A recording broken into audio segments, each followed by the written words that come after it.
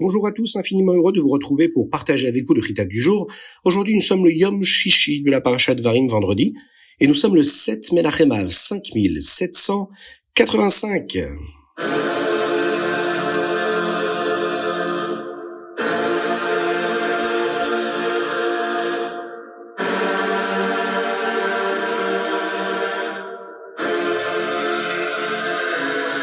Le Rabbi nous enseigne que le Zayin Av, le 7 Av, est un jour où nous devons travailler encore plus dur pour apporter la Géoula. La Gemara nous dit que le 7 Av, les nations du monde sont entrées dans le Beth Amikdash pour faire la destruction du Beth Amikdash, le Khurban. Pourquoi la Gemara nous dit cela? Ce n'est pas juste pour nous raconter une histoire ou pour aider à écrire un livre d'histoire. Ce n'est certainement pas écrit pour nous faire sentir mal en nous racontant ces choses qui sont tristes. La Gemara fait partie de la Torah et le but de la Torah est de nous enseigner comment nous devons agir. Donc, si la Gemara nous parle du 7 Av, du Zayin Av, c'est forcément parce que nous devons savoir ce qu'il y a à faire de spécial et de le vivre de cette façon-là. Nous avons appris auparavant que, surtout pendant les 3 semaines, nous devons étudier plus de Torah et donner plus de Tzedaka afin d'apporter la Géoula, la délivrance totale pour tout le Ham Israël. Quand les 9 jours commencent, nous travaillons encore plus dur en faisant ce qu'on appelle des siumim, des conclusions de traités du Talmud, de la Mishnah, afin de se réjouir encore plus. On est encore plus prudent dans la Havat Israël, dans l'amour du prochain. Le Zayin Av, la Gemara nous dit, le Khurban commençait déjà. La destruction avait déjà commencé. Et c'est un message pour nous aujourd'hui. Nous devons encore faire plus d'efforts pour apporter la Géoula. Nous devrions prendre de nouvelles décisions et faire quelque chose de plus pour transformer la galoute, l'exil, en Géoula, en délivrance. Une année, dans un discours du Rabbi, dans une sikha qui était tombée le Zayin Menachem Av, le Rabbi a dit que c'est surtout aujourd'hui que nous devons supplier à Hachem très fort d'amener le Mashiach. Nous devrions ajouter dans l'Ardout, dans l'unité, en étudiant la Torah et en donnant la tzedaka avec d'autres juifs, avec d'autres frères, afin de nous préparer, comme il se doit, à la Géoula.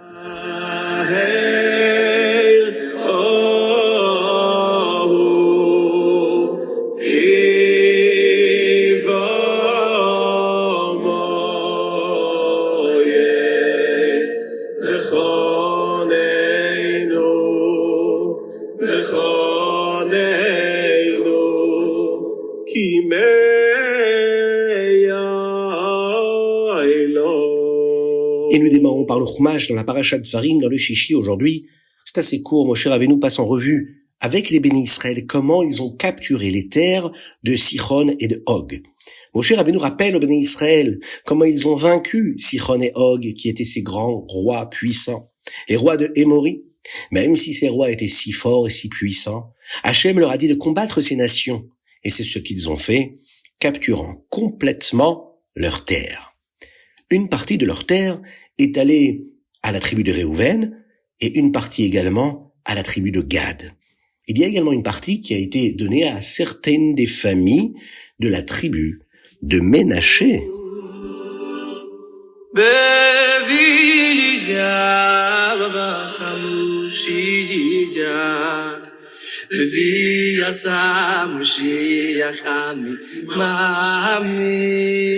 Dans les Télim d'aujourd'hui, nous allons lire du 39 au 43, du Lamed Tet au Mem Gimel. À la fin du chapitre Mem Aleph, il est dit comme ça. Baruch Hashem Elokei Israël, me'olam ve'ad ha'olam, amen ve'amen. Béni sois-tu Hashem. Hashem, le Hashem du peuple juif, d'un monde à l'autre. Amen et amen. La Chassidout explique de quels 2 mondes nous parlons ici, puisqu'il est question de 2 mondes différents a priori. En effet, il y a 2 mondes qui ont été créés. 2 sortes de mondes qu'Hachem a créés. Les mondes cachés et les mondes que nous pouvons voir. Par exemple, il y a des choses qui nous sont faciles à comprendre et il y a d'autres choses qui nous sont très difficiles à comprendre. Comme certaines parties de la Torah. Baruch Hashem, qu'Akadosh Baruch Hu nous bénisse, qu'il soit lui aussi béni. Cela signifie, dans ce verset, amener Hachem d'un monde caché à un monde révélé, à un monde que nous pouvons voir. C'est une façon de le faire que nous avons à notre disposition tous les jours, c'est par exemple d'aider quelqu'un à comprendre une partie de la Torah ou du judaïsme qui est caché pour lui, quelque chose d'abstrait qu'il a du mal à saisir. Nous lui dévoilons en lui expliquant. On utilise des outils qui nous sont donnés dans la Torah et en particulier dans la Torah Chassidut qui est là pour révéler la présence de Dieu partout tout le temps. Ça signifie dans ce verset-là, amener Hachem d'un monde caché à un monde que nous pouvons voir. En enseignant à d'autres juifs la Torah et les mitzvot, cela amène Hachem du monde caché au monde que tout le monde, même ceux qui ont a priori aucune idée de ce qu'il se passe dans les mondes cachés, de révéler, de dévoiler la présence de Dieu dans leur quotidien.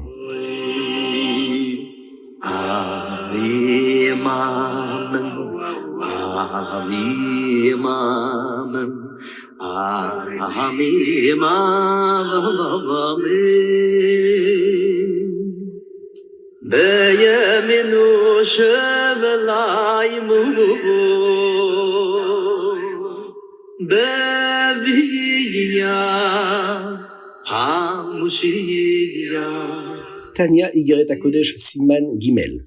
Dans cette Igeret HaKodesh, il y a quelque chose de particulier. D'ailleurs, il faut savoir que il y a de nombreuses lettres où le Rabbi Shlomo Zalman encourage les chassidim à donner beaucoup de tzedaka. Dans cette lettre, le Rabbi Shlomo Zalman explique à quel point la tzedaka est si spéciale et ce qui se passe quand nous en donnons. La chose la plus importante qui se produit, nous ne pouvons pas la voir du tout. Hachem la cache quelque part dans une boîte comme une boîte de tzedaka. Cette boîte-là est près de lui, il la garde fermée jusqu'à ce que Mashiach vienne. Il se passe autre chose lorsque nous accomplissons la mitzvah de la tzedaka, c'est qu'après que la neshama a terminé sa mission ici-bas dans ce monde, cela donne à la neshama des outils, les outils dont elle a besoin pour se sentir proche de Dieu dans le Gan Eden. Enfin, il y a un tout petit peu de lumière qui brille de la mitzvah dans ce monde. Et cet éclat de vitalité, d'énergie de Dieu aide à garder chaque juif en sécurité dans le monde afin que rien de mal n'arrive, que ce soit dans le domaine matériel ou spirituel dans son existence, dans sa vie de tous les jours. Lorsque nous comprenons cela, nous ne devrons jamais manquer une seule occasion de donner de la tzedaka. Donner, donner et encore donner.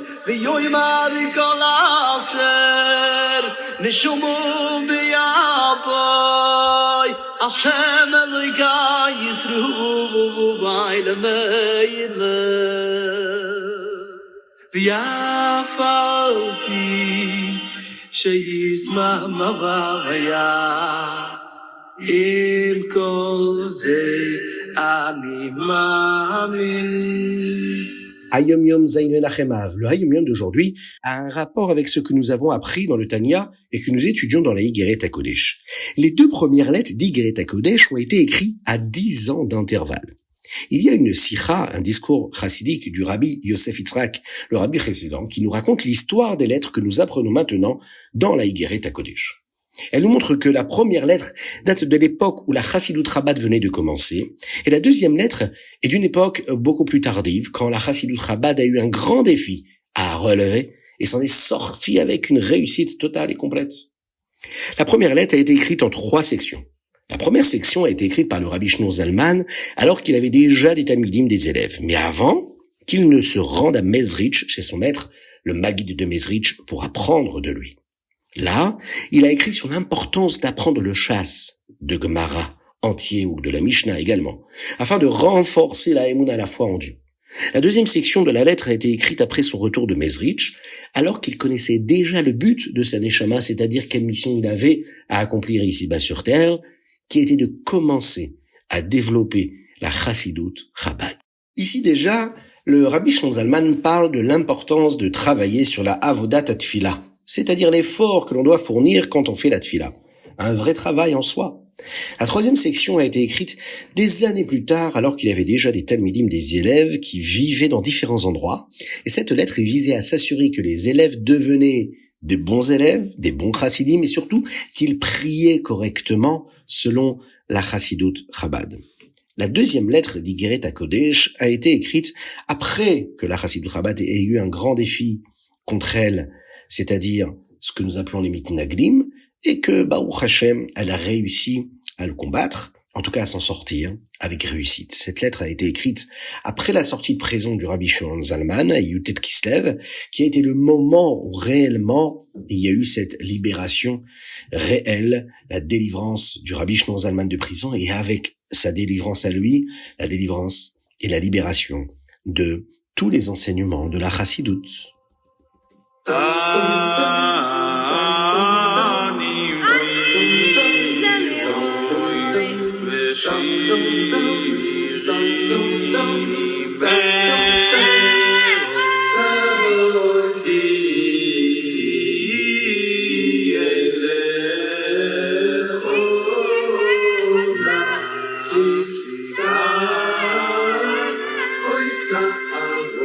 Rambam Ilchot Beit Hamikdash. On est dans le sujet du jour. Dans le Rambam, nous apprenons les mitzvot d'ailleurs du Sefer HaMitzvot d'aujourd'hui. Perek Bet, deuxième chapitre du Rambam. Un Kohen n'est pas autorisé à entrer dans le Kodesh sans une bonne raison.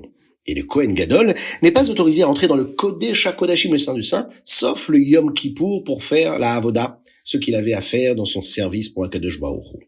Nous apprenons également dans ce chapitre ce qui se passe si un Kohen est Havel, c'est-à-dire qu'il est en deuil pour quelqu'un de proche de sa famille. Dans le chapitre Gimel, on nous rappelle que les personnes qui sont tamées, c'est-à-dire qui sont impures, ne sont pas autorisées à entrer dans le Beth Hamikdash. Une halakha est là pour nous rappeler que si une personne qui est tamée est entrée en grimpant par exemple sur le toit ou dans une boîte volant dans les verres, eh bien elle n'obtient pas la punition du karet, mais elle obtient ce que nous appelons makat mardout. Ce sont des punitions qui étaient données par le Beit Din, dans lesquelles, bien sûr, nous n'allons pas rentrer dans les détails. Perek Dalet, chapitre 4, nous apprenons comment un Kohen qui est impur n'est pas autorisé à faire aucune avoda, aucun service, dans le Beit Hamikdash.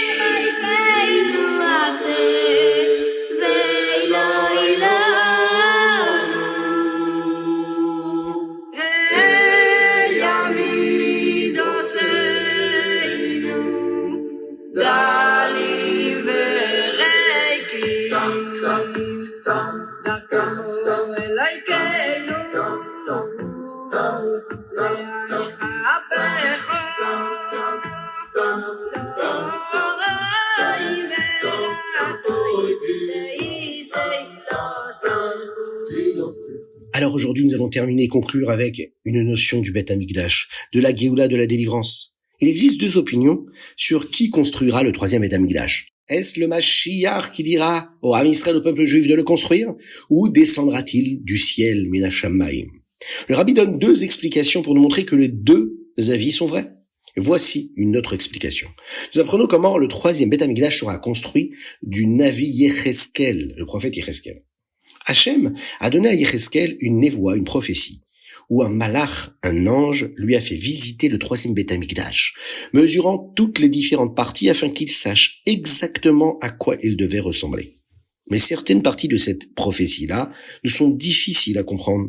Le Rambam nous dit que les mots de Yecheskel sont Eino Mefourash ou Mevoar, c'est-à-dire qu'ils ne sont pas expliqués entièrement. Cela signifie que nous ne pouvons pas simplement suivre les instructions de Yecheskel et construire le Beth Hamikdash HDJ. Mais il y a beaucoup de parties que nous pouvons comprendre. Certaines de ces parties-là ont déjà été construites une fois auparavant, selon Yecheskel, dans le second Beth Hamikdash. Nous avons également la possibilité de savoir comment exactement à quoi elles devaient ressembler ces parties-là, et nous pouvons suivre les instructions du prophète Yecheskel pour les construire correctement. Le Rabbi dit que ce sont les parties du Beth Hamikdash que le Mashiach nous dira de construire. Nous construirons tout ce que nous pouvons comprendre. Et qu'en est-il du reste, des parties qui ne sont pas si claires à comprendre? Hachem enverra tout le reste du Beth Hamikdash depuis le ciel, et nous aurons le Beit Hamikdash HDJ complet, qui lui durera pour toujours.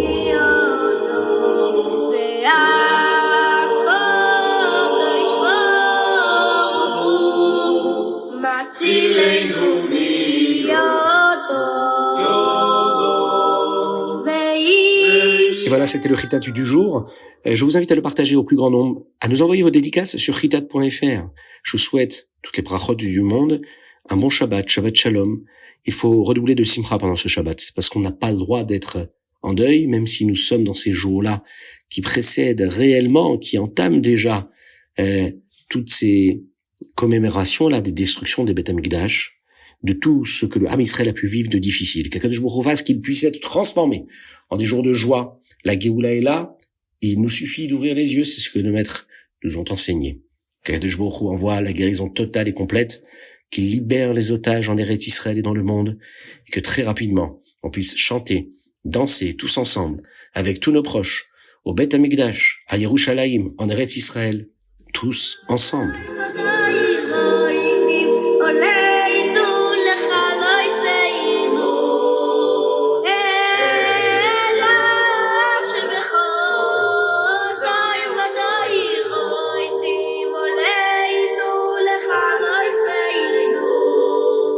Bye. Amen.